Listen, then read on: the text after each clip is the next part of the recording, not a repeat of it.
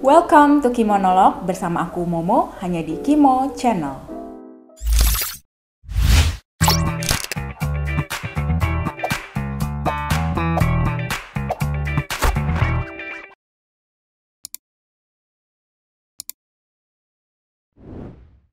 Kimonolog ini adalah segmen baru kita di Kimo Channel yang ngebahas tentang beragam fenomena kehidupan kita sehari-hari, terutama kita-kita yang sedang berada dalam masa produktif. Tujuannya supaya kita bisa sama-sama belajar dan menjadi lebih baik dari pengalaman hidup aku, kamu, dan orang-orang lain di sekitar kita.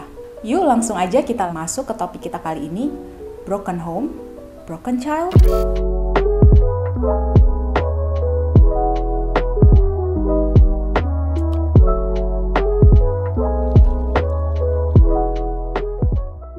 Broken home, sebuah istilah yang mungkin tidak asing lagi di telinga kita. Pertama kali mendengar kata broken home, mungkin yang terpikir oleh kita adalah situasi keluarga yang retak akibat perceraian orang tua. Tapi menurut buku konseling keluarga yang ditulis oleh Profesor Sofyan Willis, definisi broken home sebetulnya bisa lebih luas lagi, yaitu kondisi hilangnya perhatian keluarga atau kurangnya kasih sayang dari orang tua yang disebabkan oleh beberapa hal. Bisa karena perceraian orang tua, salah satu orang tua meninggal, atau kondisi orang tua yang meskipun tidak bercerai, tetapi sudah tidak saling menunjukkan hubungan kasih sayang lagi.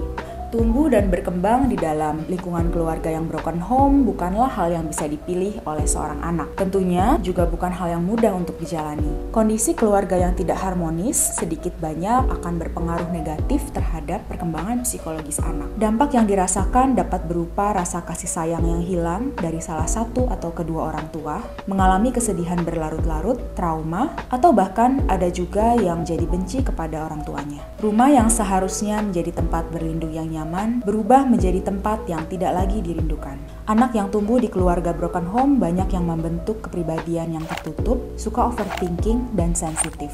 Penyebabnya karena tidak ada orang di rumah yang bisa dijadikan tempat untuk bercerita, sehingga mereka cenderung untuk memendam masalah, lalu berpikir bahwa tidak semua orang dapat mengerti perasaan dan isi hati mereka. Tak jarang kita menemukan anak-anak broken home yang mencari pelarian ke hal-hal negatif, seperti narkoba, pergaulan bebas, mabuk-mabukan, bullying terhadap orang lain, dan sebagainya. Sehingga dari situlah muncul stigma negatif dari masyarakat bahwa anak broken home adalah anak yang rusak, nakal, dan membawa pengaruh buruk terhadap lingkungan sekitarnya. Secara tidak langsung, pandangan atau stigma negatif tersebut membuat mereka semakin menutup diri, semakin tidak percaya diri, dan membatasi relasi dengan orang lain. Mereka juga cenderung berpikir bahwa mungkin memang takdir mereka tidak bisa bangkit dari masa lalu yang kelam dan mengubah masa depan mereka menjadi lebih baik. Jujur aja topik ini sangat personal buat aku, karena aku pun dibesarkan dalam keluarga yang broken home. Aku nggak akan cerita di sini kenapa situasi itu bisa terjadi di keluarga aku. Biarlah itu menjadi bagian dari masa lalu. Yang pasti saat ini aku menyatakan diriku sudah 100%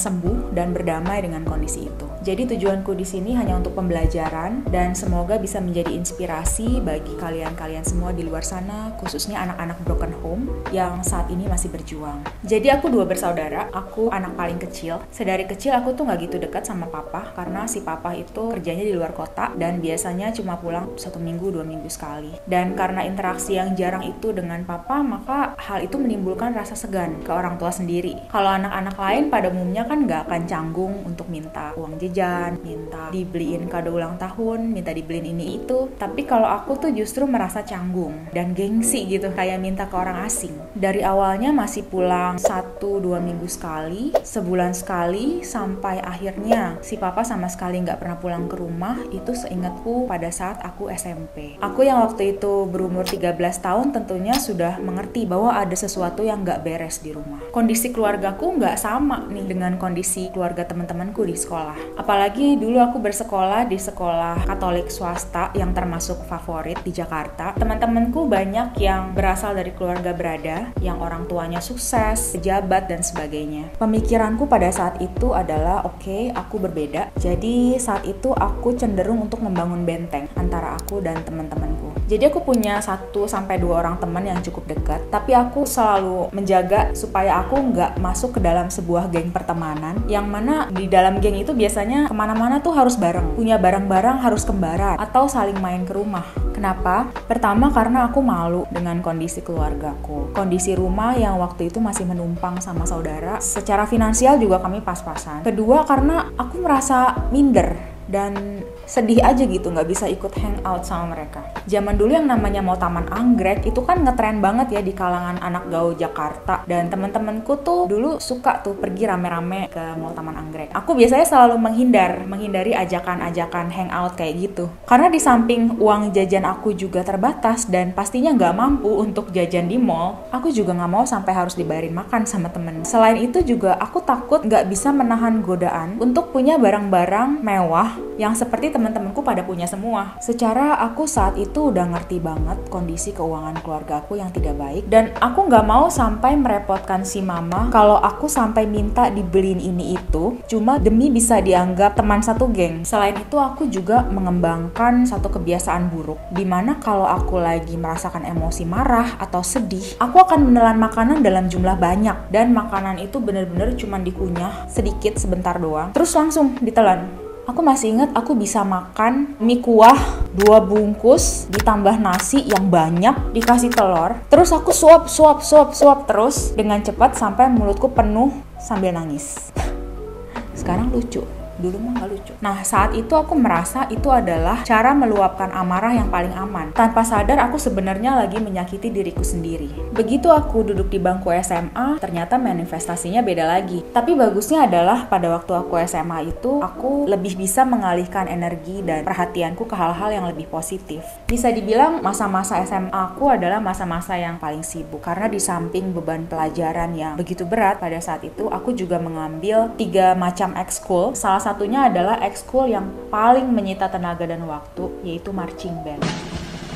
Jadi dari 6 hari sekolah, pada waktu itu dari Senin sampai hari Sabtu, aku menghabiskan 4 hari untuk ekskul, sehingga dipastikan 4 hari dalam seminggu aku akan pulang malam. Aku pulang pergi sekolah waktu itu naik kendaraan umum, karena jarak dari rumah ke sekolahku cukup jauh, sekitar 15 km. Aku pastinya jam 5 pagi itu sudah harus berangkat, naik angkot, disambung naik bus ke sekolah. Dan setiap hari ekskul, aku bisa sampai rumah jam 6, jam 7 malam dengan kondisi perut udah lapar, udah capek dan ngantuk. Nah, biasanya jam 8 aku udah tidur tuh, karena harus bangun lagi jam 1, jam 2 pagi untuk bikin PR dan belajar buat ulangan besoknya. Jadi waktu aku bener-bener habis buat sekolah, buat belajar. Gak terlalu banyak waktu untuk bergaul dengan teman-teman di sekolah. Masa-masa yang paling pedih waktu SMA itu adalah ketika teman-teman cewekku satu sekolah itu udah mulai merayakan hari ulang tahun ke-17 alias Sweet 17. Biasanya ulang tahun ke-17 mereka dirayakan dengan cukup mewah ya, bisa di hotel, bisa di restoran. Dan sedihnya adalah aku selalu melihat the whole family was there. Lengkap, ada mamanya, ada papanya, ada kakak adik, ada opanya. Sementara aku tahu bahwa aku nggak akan bisa seperti mereka pada saat aku berulang tahun ke-17. Kadang-kadang setelah pulang dari acara Sweet 17 teman-teman itu, aku tuh suka nangis sendirian di kamar. Kenapa? Karena merasa nggak berdaya dan merasa hidupnya nggak normal aja gitu. Tapi setelah itu ya udah, aku kembali tenggelam dalam rutinitas kesibukan sekolah. Dan saat itu aku nggak ada niatan sama sekali untuk curhat ke mamaku soal itu, karena aku tahu beban dia udah cukup berat. Aku nggak mau menambahkan lagi. Jadi aku selalu berusaha untuk menguatkan diriku sendiri dengan banyak baca, nonton film-film yang bagus yang bisa memotivasi, dan aku juga cukup terbantu secara spiritualitas dengan ikutan ibadah ke gereja. Aku ikut paduan suara yang biasanya menyanyikan lagu-lagu rohani, dan itu membantu banget aku untuk bisa tetap bersyukur dalam kondisi-kondisi yang berat. Buat aku masa-masa yang paling melegakan itu adalah waktu aku kuliah, karena aku merasa ini adalah tahap akhir yang harus aku jalani untuk mencapai yang namanya kemandirian finansial. Oke, jadi nanti setelah lulus kuliah aku bisa kerja dan aku bisa cari uang sendiri. Aku kuliah di UI waktu itu. Jadi teman-temanku sangat beragam, dari Sabang sampai Merauke, anak perantauan juga ada, dan itu pertama kalinya aku merasa jadi double minority di kampus. Tapi di situ justru aku baru bisa menikmati suasana kemajemukan pertemanannya. Karena aku merasa udah nggak ada lagi tuh namanya geng-geng pertemanan, dan pemikiran kita juga udah mulai dewasa. Status sosial orang tua tiba-tiba udah nggak relevan lagi. Dan kita semua cuma ingin fokus sama satu tujuan, yaitu pengen cepet-cepet lulus. Jadi di masa masa itulah aku untuk pertama kalinya mulai berani membuka diri dan bercerita ke teman tentang kondisi keluargaku yang sebenarnya, dan menyadari bahwa oh ternyata broken home itu bukan sesuatu yang aneh dan menjadikan aku terasing di antara mereka. Jadi dari situlah aku mulai belajar untuk bisa menerima dan berdamai dengan kondisi keluargaku. Singkat cerita, setelah aku lulus kuliah, bekerja, dan punya penghasilan sendiri, aku merasa kembali punya kendali dalam hidup. Aku merasa ini saatnya aku bisa menata masa depanku sendiri tanpa mesti bergantung sama orang lain, dan itu rasanya sangat memuaskan. Tapi ada masa-masanya aku merasa malas, lelah, capek, bosan. Tapi aku selalu berusaha mengingat perjuangan mama dan orang-orang yang support aku dari kecil.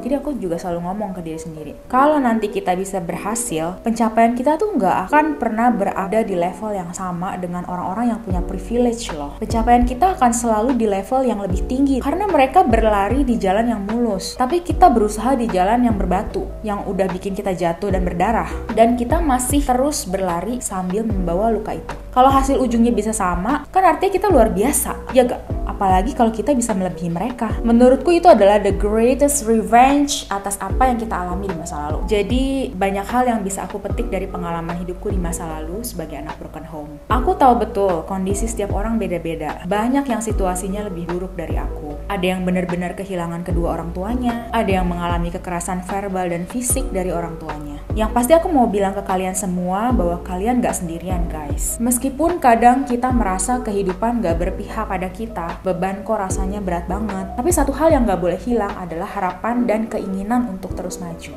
Buat kalian yang masih berjuang untuk menerima kondisi itu, tolong kasih waktu ke diri kalian sendiri untuk memproses semuanya. Kalau kalian merasa sedih dan perlu menangis, ya menangis aja gak apa-apa. Kalian mungkin masih belum bisa memahami seutuhnya kenapa bisa gini, kenapa bisa gitu. Tapi kalau kalian ingin mengalihkan pikiran dan kesedihan, please alihkanlah ke hal-hal yang positif. Pilihlah teman-teman yang bisa membawa kalian ke arah yang lebih positif. Please don't do drugs karena itu hanya akan merusak badan kalian. Percayalah kalian butuh badan dan pikiran yang sehat untuk bisa mengubah nasib kalian sendiri. Kalian butuh effort double dibandingkan teman-teman kalian yang keluarganya harmonis. But it's okay, you can do it. Imagine that jika luka itu dipindahkan ke teman-teman kamu yang lain, belum tentu loh mereka bisa bertahan juga. Jadi menurutku kita juga perlu menanamkan sebuah persepsi di kepala kita bahwa kenapa kita yang harus mengalami hal itu, karena kita adalah orang yang menurut Tuhan bisa survive dengan itu.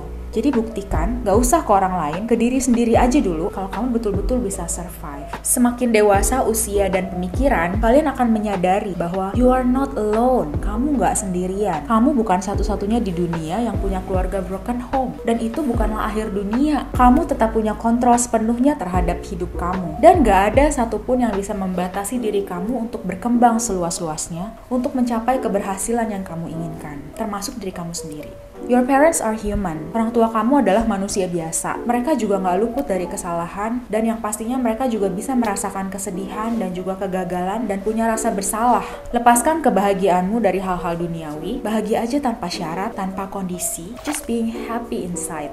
Then you'll realize that coming from a broken home family is actually a privilege too. Kamu akan menyadari pada akhirnya bahwa berasal dari keluarga yang retak sebenarnya adalah sebuah keuntungan juga loh. Kamu bisa bertumbuh menjadi pribadi yang kuat, yang resilient, yang tangguh. Oke, demikian sharingku di Kimonolog kali ini, dan sampai ketemu di Kimonolog episode selanjutnya. Stay safe and healthy ya guys.